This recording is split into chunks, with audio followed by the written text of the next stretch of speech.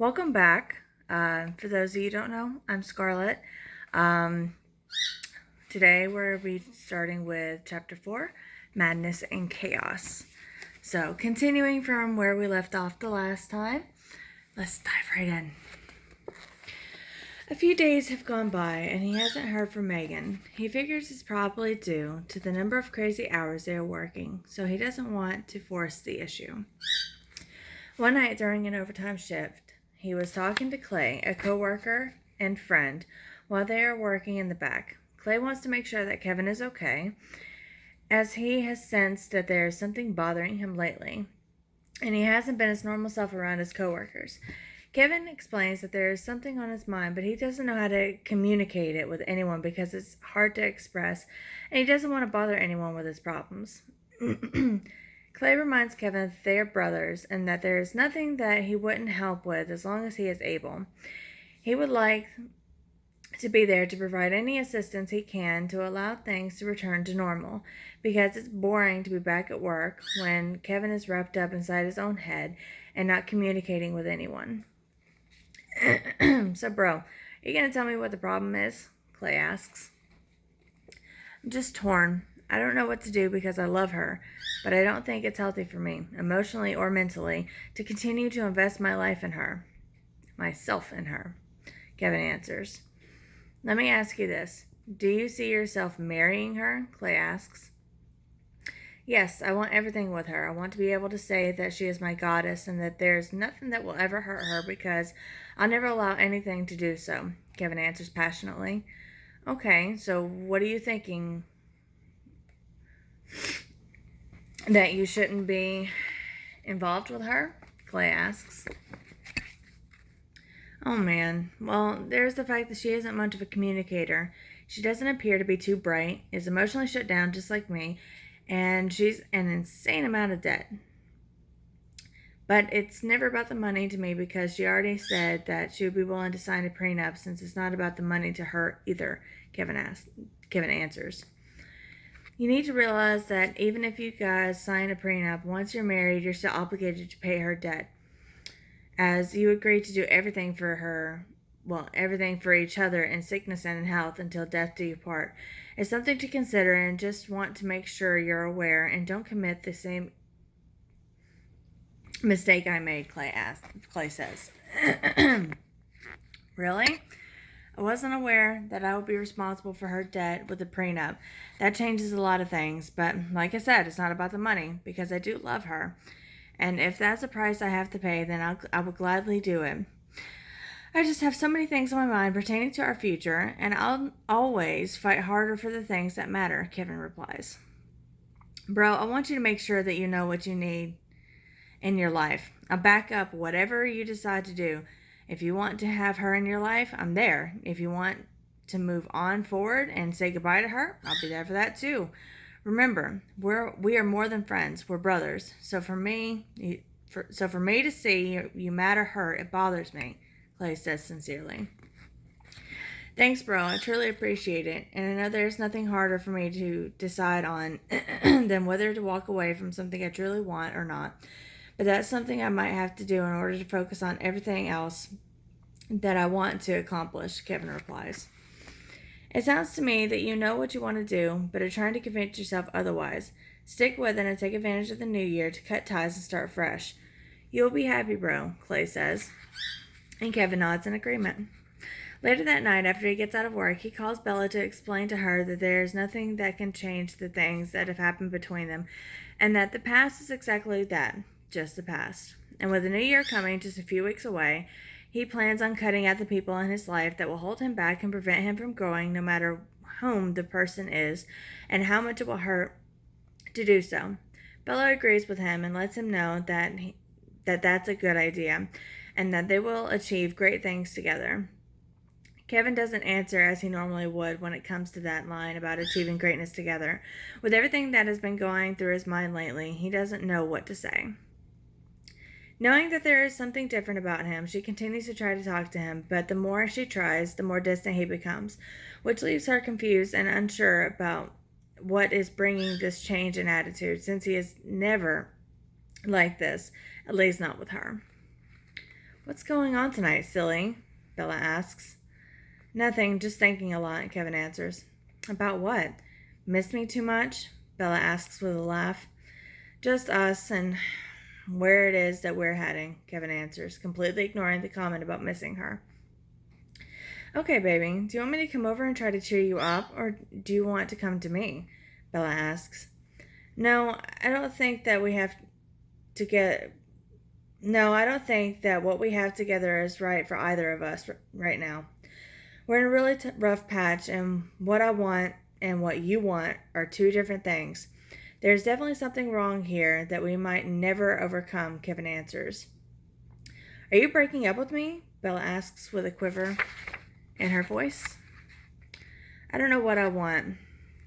I want what's best for us, and I feel like you don't appreciate me or care about what I do, Kevin answers. I'll always appreciate and support you in everything you do, and that's something you need to always remember.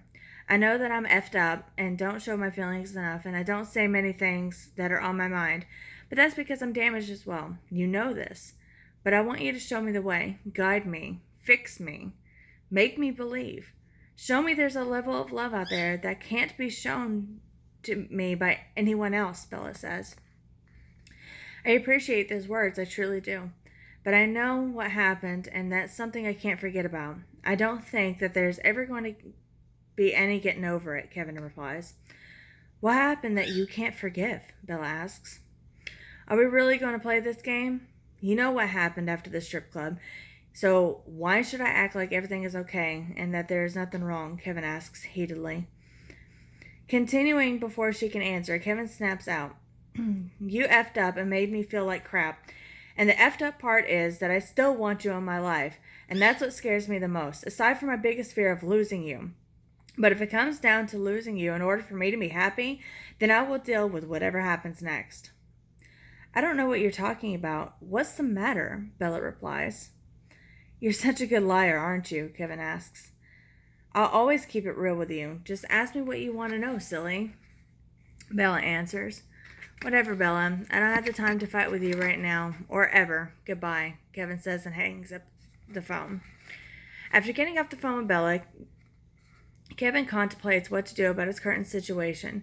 He is aware that Clay will have his back, and his friend Mickey, as will his friend Mickey.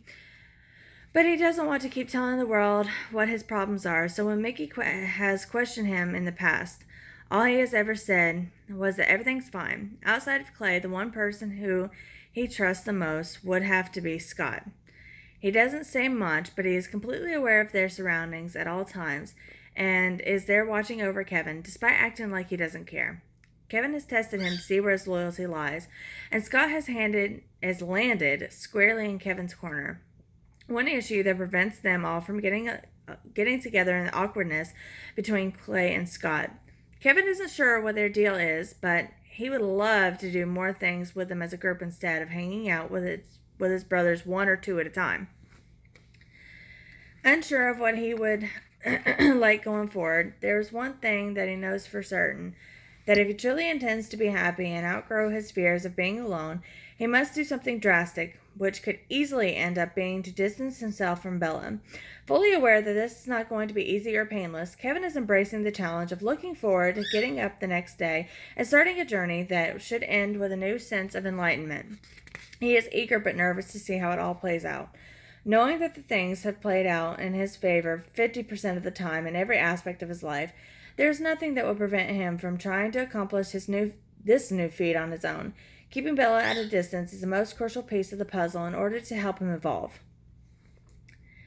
As the hours have turned into days, Kevin has nosedived into an abyss as he continues to battle the demons from his past as well as his current succubus.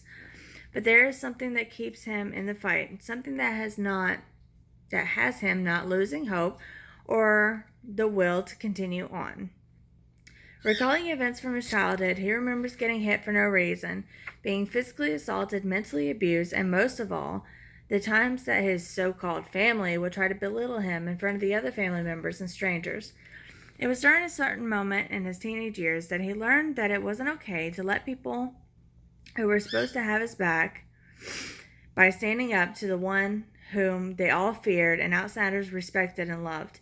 There was a time when Kevin would talk to his friends and cousins, but the old man never liked any of the people who he would hang out with and would constantly make comments, threats, and warnings in order to try to scare the kids. But everything changed when Kevin finally had enough and decided to stand up not only for his friends and cousins, but for himself. Still trapped inside the recurring memory, Kevin smiles as he recalls what happened and the moment he told the old man that all this was going to stop at this exact moment because he was not afraid of him or anyone else in the family. The old man didn't take too kindly to the boy standing up to him, so he grabbed Kevin by the throat, lifted his fist above his eyes, and threatened to punch him, hoping that Kevin would beg not to be hit. Much to the old man's surprise, though Kevin just smiled and was awaiting the hit. Frustrated and feeling disrespected, the old man tries to make him flinch, but there's no reaction out of the young pup, who continues to stare into his eyes. Daring him to finally act on his impulse or to let him go, unsure what to do, the old man warns him one last time that this will never happen again because the next time he will not be so considerate and will embarrass him in front of his friends without any hesitation. The reaction that he got out of Kevin was not what he expected, as Kevin laughed at him, showing him no respect or fear. Wondering why he continues to do a job that brings him no joy, but has brought great people into his life, Kevin lies awake in bed, staring at the ceiling. Turning his head toward the lamp, he notices a book he bought a while ago sitting on his nightstand. He grabs the book and looks at the title out of the series and wonders what it would be like to actually do some of the graphic things that he read in The Abductor. Knowing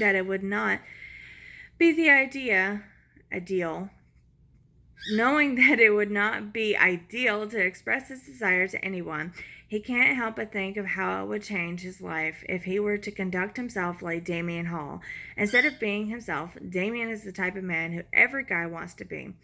He is in top shape, has money, and commands respect and fear. Those are nice to have, but what catches Kevin's attention the most are the things that Damien does for fun. He loves to torture people, almost to the point that they are about to die, but he never kills them. Well, at least not in the first book. Kevin has become a little obsessed with Damien and his hobby, but when he brought up the idea to Clay about doing something extremely similar to it, he was quickly shot down because of the fear of getting caught and going to prison. Mickey was also a no-go on the idea because there was no way that he could picture himself hurting someone that way due to the fact that he is a Christian and believes that all lives should be respected and appreciated. This causes Kevin to laugh as he has become a darker version of himself and is in a place where he doesn't mind inflicting a little bit of pain to a stranger, and he knows that there are so many ways to do so. Kevin's laughter abruptly cuts off when he hears Scott agreeing to help him. Scott adds that there are ways to make it look like an accident if things were to get out of hand and anyone were to die in the process. Intrigued, Kevin looks at Scott, staring into his eyes to measure the seriousness of his offer, only to find out that he was not joking. Kevin's excitement flares now that he knows that there is a strong possibility of making this a reality. Scott wonders what's motivating Kevin to want to do this, but lets it go and is satisfied when he sees that Kevin is not afraid of the risks. He wants to assure him that there are no boundaries to where they will go. Kevin looks at Scott and Clay, looks at them both. Not knowing what to think of the situation, Mickey took a whole different approach to the situation by walking away, leaving everyone and everything behind him.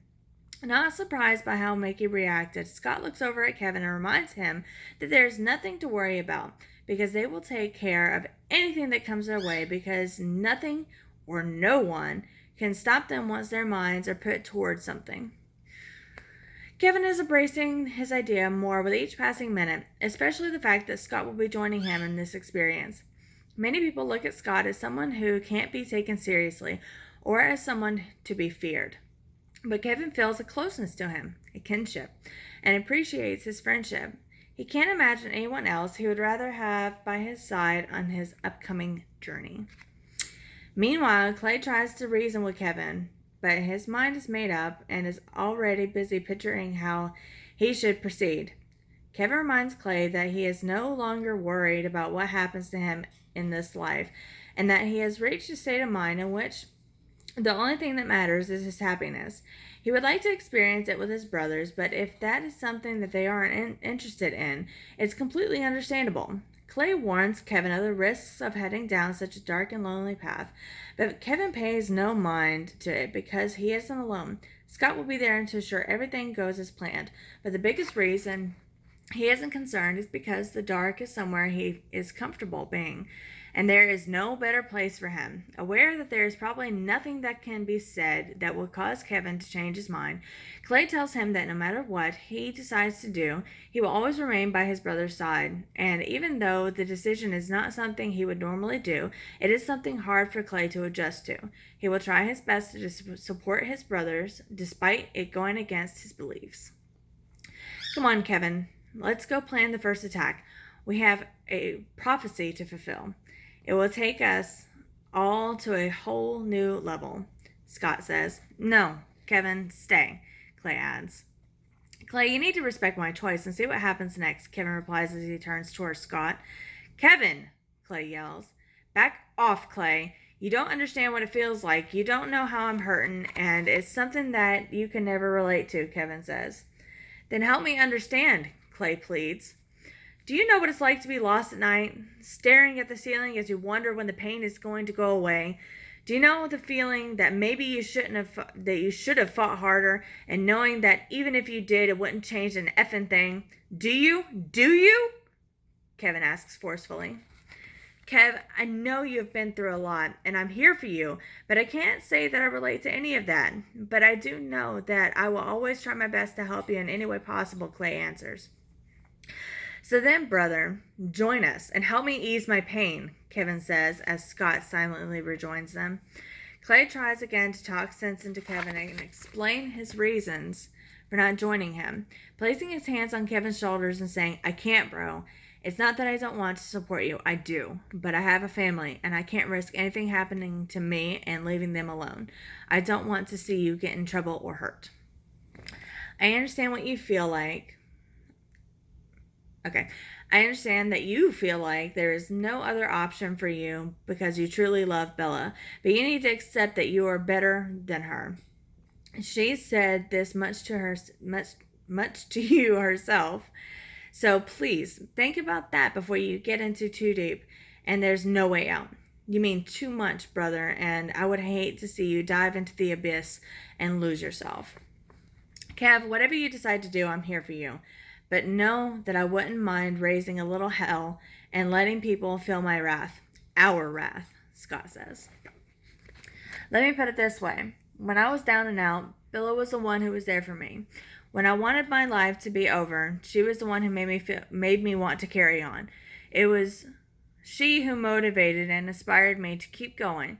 She was the one who made me feel love for someone else, and that's something I can't ignore.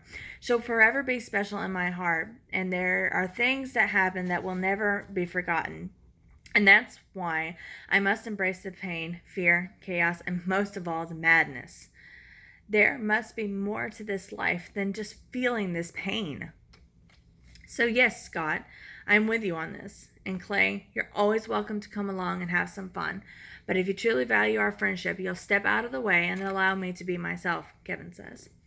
Kev, I'll step back, but know that I don't agree with what you're about to do because you mean too much to me, and I wouldn't be able to help you in any way if you were to cut me out completely. So I'll step back. But know that I will always love and protect you, my brother, Clay says. Thank you, Clay. Don't think that I'll forget this, bro, as you mean a lot to me, too. No matter where life takes us, you will always have a special place in my heart. Well, and my soul, since my heart is no longer a part of me. Kevin replies while embracing him in a hug. Okay, Kev, I think it's time for us to head out and see where things go from here. Embracing the madness is something I'm sure you'll be great at, so let's get started, Scott says, as they walk away from a confused and concerned Clay. Shocked at the turn in personality that Kevin has showed, Clay wonders if there's anything he can do to ensure the safety and well-being of his best friend without causing a bigger rift between them. One of Clay's biggest concerns is Scott, and he is there inside of Kevin's head, reminding him of all the pain and suffering that he has been through. Pain and suffering which has allowed the deepest and darkest desires hidden in Kevin's heart to finally come to light as he embraced the madness. Clay tries to think of a way to get in touch with Bella to see if she could talk to Kevin, since he knows that Kevin will always allow what she says to sink into his head differently than what anyone else would say to him. He scours social media, and there are a number of Bellas on his pages, but he tries to think if Kevin ever mentioned her last name, but he doesn't recall it.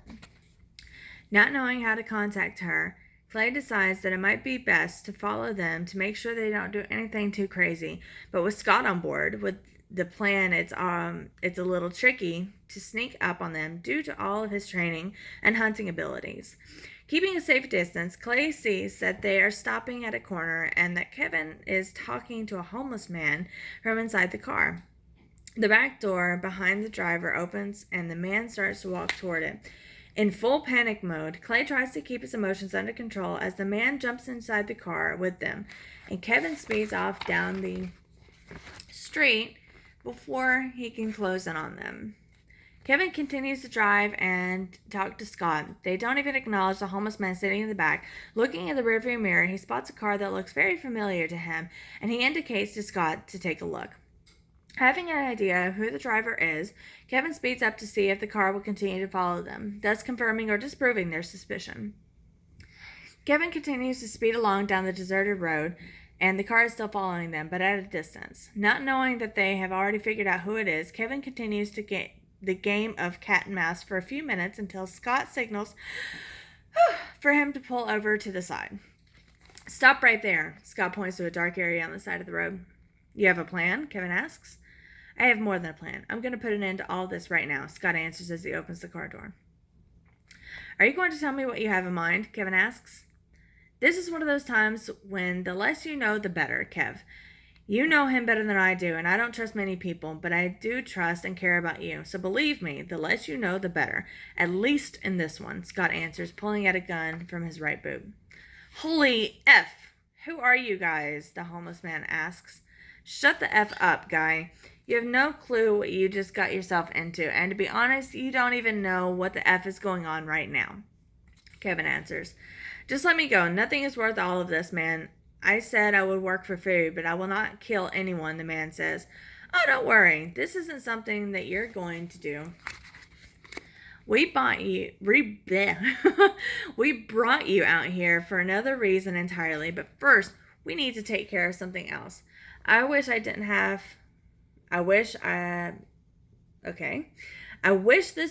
to happen, but I guess we have no other choice. This is what our destiny appears to be, Kevin replies. What are you guys planning on doing here? The man asks, concern and fear evident in his voice. Don't worry about him. Soon you won't have to worry about a darn thing. No hunger, no pain, health, or anything else that bothers you. You'll be set free and will be allowed by your God to explore the afterlife freely, blissfully, unlike your current life, which is full of pain and suffering. Although I must admit that watching pain and suffering is an experience unlike any other, Kevin answers, a wicked grin overtaking his lips. Will you just shut up already and stop asking stupid questions? Face it, dude, you're gonna die tonight, and there's nothing you can do that will change it. It might be a little blunt, but it's better to know what's heading your way instead of being surprised, don't you think? Scott says, leaving the man speechless. Clay keeps his distance, not wanting to get too close, and spook them. As the conversation in the other car plays out, but seeing that Scott is out of the car and there is no other movement, he is aware that the man's life is in grave danger. Concerned, he slowly drives toward them, stopping his car about 10 feet away, only to see that Scott has his gun in his right hand. Scott looks straight at Clay, but unsure if Scott can actually see him, he remains calm until he hears Scott call him out and aims the gun straight toward the driver's seat of the car. Fully aware of all of Scott's hunting adventures, he's now worried that this is the moment that he will die, and it's all gonna happen because he wanted to protect a man from dying.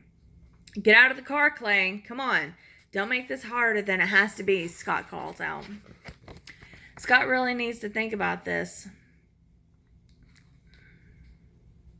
No, that was wrong. Scott, really think about this, Clay says, trying to talk some sense into him. What's there to think about? I'm trying to teach you a valuable lesson here today to make you realize that we aren't playing around here. There are times to play and there are times to be serious. This is a time for the latter, Scott says as Clay gets out of the car. You don't have to take things any further, Scott. Nothing has to happen here. Nothing has happened here. That can't be undone. We can all get over this, Clay says. He's right. No harm, no foul, the man adds, just as Scott fires a shot hitting Clay's front tire. What the F? Clay yells. Calmly, Scott addresses Clay again, saying, Do you prefer that or to be shot in the balls? He then adds, Get the F over here and stop with the stupid questions. The moment Clay walks over and sees that the homeless man is on the ground, begging Scott to let him go, but Scott's attention hasn't wavered from Clay. The situation is causing Kevin to get nervous, as he doesn't want to see either of his brothers get hurt. Kevin walks toward them and sees that the man is starting to slobber all over himself while continuing to beg. And he knows that this isn't going to end in a good way for everyone. Someone is going to pay a price that will be too steep, and he is truly worried that it might be Clay, as he was warned not to interfere. Scott tells Clay to kneel on the ground next to the man and to stay quiet. He needs to figure out how he wants to do this now that he clearly has everyone's attention. He knows that if he gives Kevin the option of who dies, Clay will be spared, so he doesn't give him a voice in the matter, reminding Clay that he was already warned, and that whatever happens next is his own doing because he simply couldn't stay away and mind his own business. So what do you think is going to happen next? Kevin asks Clay. Kev, stop this. It's not too late. It's never too late. There's always room for improvement. You can, Clay answers, but Scott interrupts him. I've made up my mind, and this time has come for one of you to meet your maker. If you guys believe in God, you better start to pray now, Scott says as the man starts to pray and Clay closes his eyes. Oh, Heavenly Father, blessed be thy name. The man starts before quickly shutting up after a shot is fired. Holy F, what the F is wrong with you? Clay yells, watching the man collapse to the ground. I told you one of you was going to die. Would you have preferred it to have been you? Scott says, seemingly unaffected by what he just did. You didn't have to do that, though he was just a man down in his luck. Clay answers, Exactly. No one will miss him, and no one will look for him, which is more important than, let's say, if we were to take you out, Scott responds.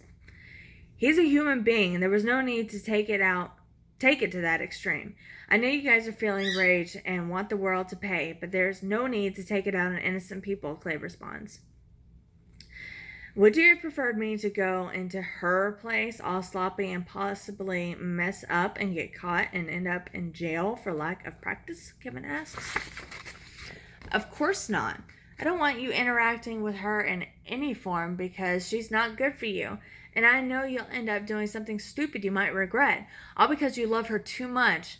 But you need to know that it's okay to hate the fact that you love her, Clay says. Too many K's. I definitely hate everything about her. She was the love of my life, and there was nothing I wouldn't have done for her.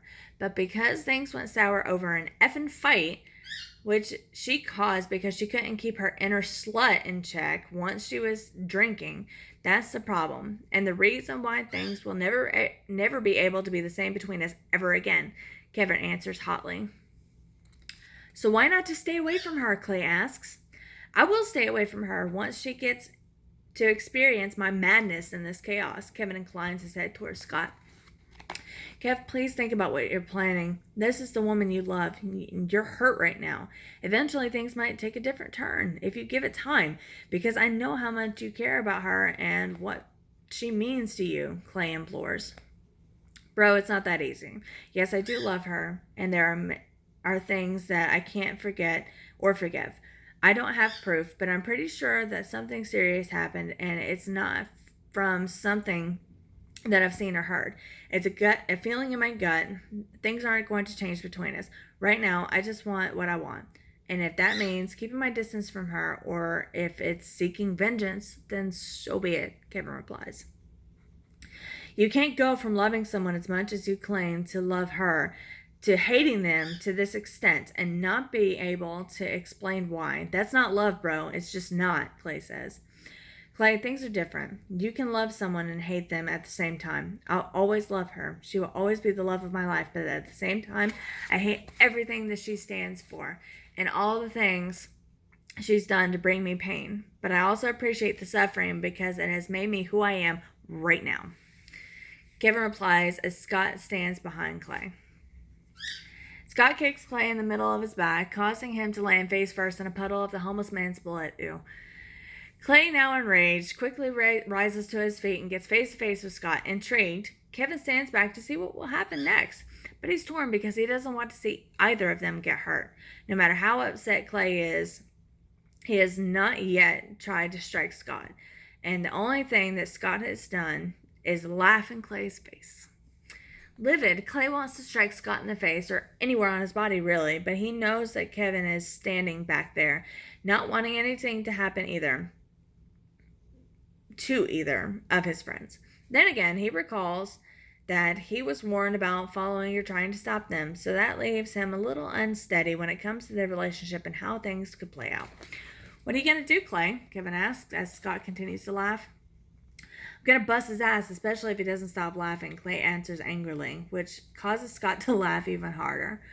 I suggest you calm down, Clay. It could have been a lot worse than what it turned out to be, so be grateful that this is all that happened. Scott knows that I would never allow anything to happen to you, but please don't push it, because there will be a certain point when I won't be able to stop him if you're constantly provoking him, Kevin says as Scott steps into Clay's personal space. Scott, just back up a bit, man. Things are getting a little off track, and there's no need for this to escalate any further, Kevin adds. He's the one who thinks he's a badass. I just want to see how far... excuse me. Just want to see how far he wants to take things before he realizes he's in over his head, Scott replies. With Clay covered in the homeless man's blood and refusing to back down, Scott adds, besides, this is what he wants. Let's see exactly what it is he can do. The tension continues to grow between them while Kevin stands there watching the confrontation between his two friends. He looks on as Scott waits to see what Clay is willing to do, because it's clear that his wheels are spinning, trying to figure out what his next move should be.